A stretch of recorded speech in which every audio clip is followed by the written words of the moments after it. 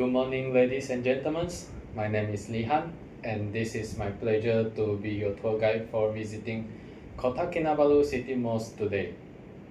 Before entering the city mosque, there are some rules to follow. First, all visitors are required to cover up and dress modestly. If your clothes does not meet the guidelines, robes and headscarves are available to borrow at the entrance. Second, please be respect and act politely. Third, no food and drinks are allowed inside the mosque area. Fourth, when taking photo or videos, visitors must be mindful not to pose or act disrespectfully, and imitating religious acts of prayer is strictly not allowed. So the mosque is open to visitors Monday through Sunday from 8 a.m. to 12 noon, 2 p.m. to 3:30 p.m., and 4 p.m. to 5 p.m. It is closed to non-Muslim visitors on Fridays to allow the local Muslim community to hold their main weekly congregational prayers.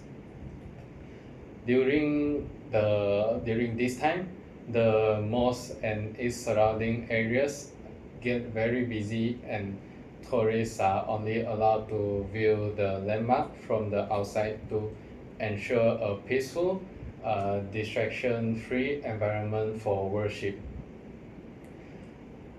These hours are subject to change around religious events and prayer schedules, so it is worth checking ahead if you are planning your visit around a specific time.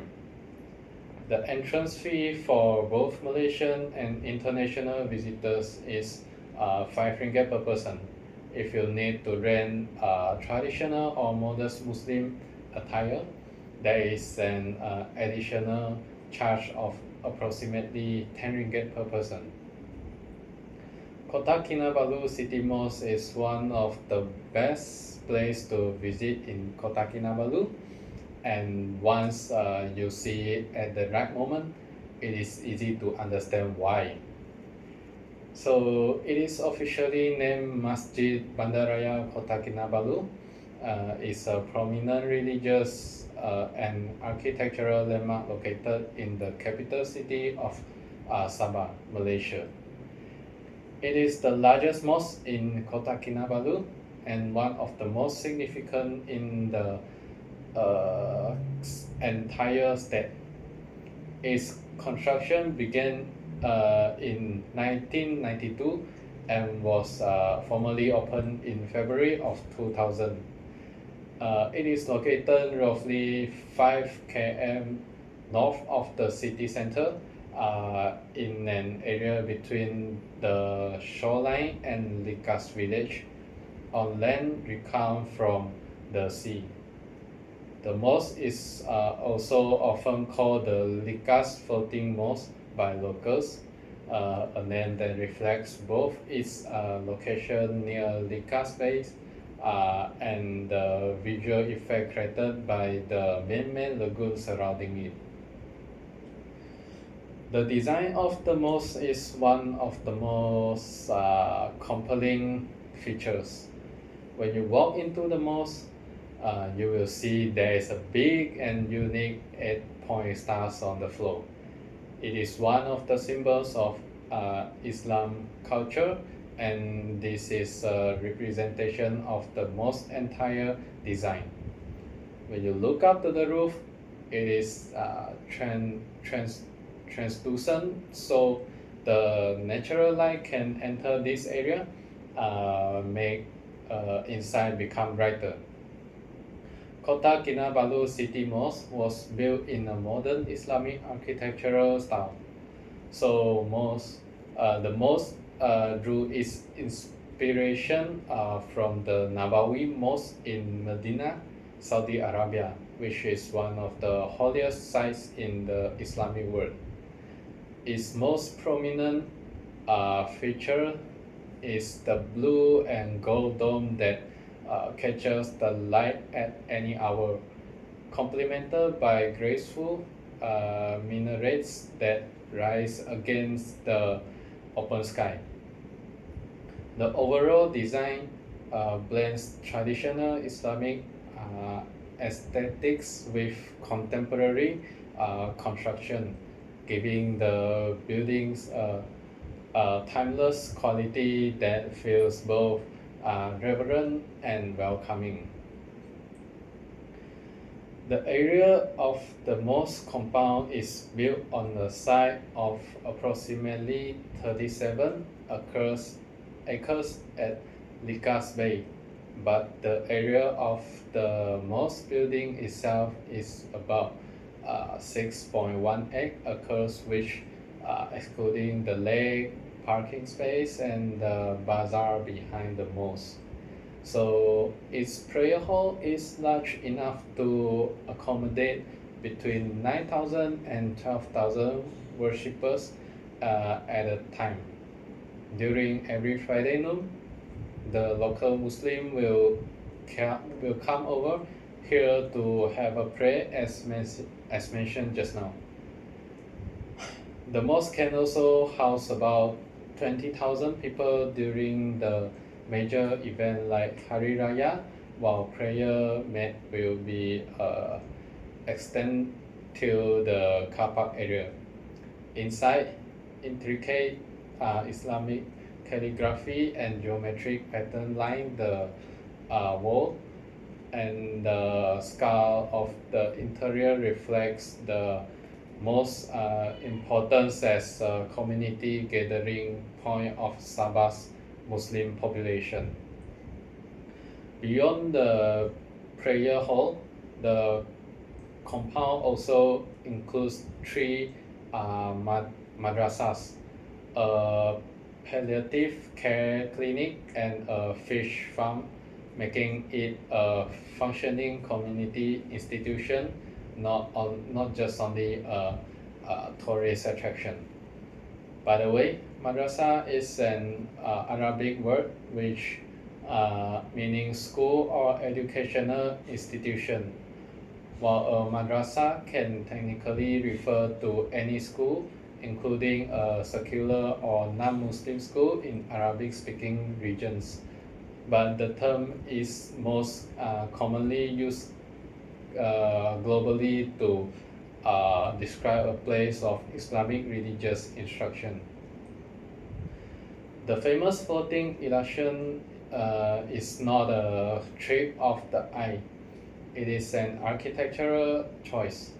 From a distance, the mosque appears the rest on top of the water, an effect created by the man-made lagoon built around the structure, whose calm surface mirrors the building above it. The strength of this reflection changes throughout the day and depends on tide levels. The best time to capture it is at sunrise or sunset, when the water is calmless and the light transforms the mosque into something almost unreal. On a still morning, the gold dome and four minarets appears twice, once in the sky and another once in the water below. On a full moon night, the effect is different again. The white structure and its reflection glow under natural light in a way that photographs rarely do justice. For photographers, this is one of the most rewarding spots in all of Borneo. The best time to visit for photography is in the early morning or during golden hour, when the lagoon is calm and the light creates a magical reflection. A wide-angle lens works well when capturing the full scale of the mosque and the surrounding water. A polarizing filter can help enhance the contrast between the sky and the lagoon surface. Midday lightning tends to be harsh, which flattens the reflection and makes the golden dome look washed out. Photography inside the prayer hall may be restricted. Outside in the lagoon grounds and along the wooden walkway, there are countless angles worth exploring. The view from the far end of the pathway is the classic shot most visitors go home with. Islam is the official religion of Malaysia, and the Kota Kinabalu city tours, including most plays a vital role not only in daily worship but in community life, hosting gatherings during Hari Raya Aidilfitri and serving as a social and spiritual anchor for the city's Muslim community. For visitors of any background, the most offer something genuine, which is a chance to witness how faith, architecture, and daily life intersect in Sabah. It is not a museum piece, it is a living institution, and the experience of visiting feels richer for it. Okay, ladies and gentlemen, as we come to the end of our visit, I hope you have enjoyed discovering the beauty and significance of the Kota Kinabalu City Mosque. More than just a stunning landmark, it is a place of worship, peace, and cultural heritage that reflects the rich Islamic tradition of Sabah. Thank you for being respectful during our visit and for taking the time to learn about this remarkable mosque. I hope you leave with wonderful memories and a deeper appreciation of Kota Kinabalu's diverse culture. If you have any question, please feel free to ask and I will be happy to answer it. Hope you have a safe journey and thank you for joining me today. Thank you.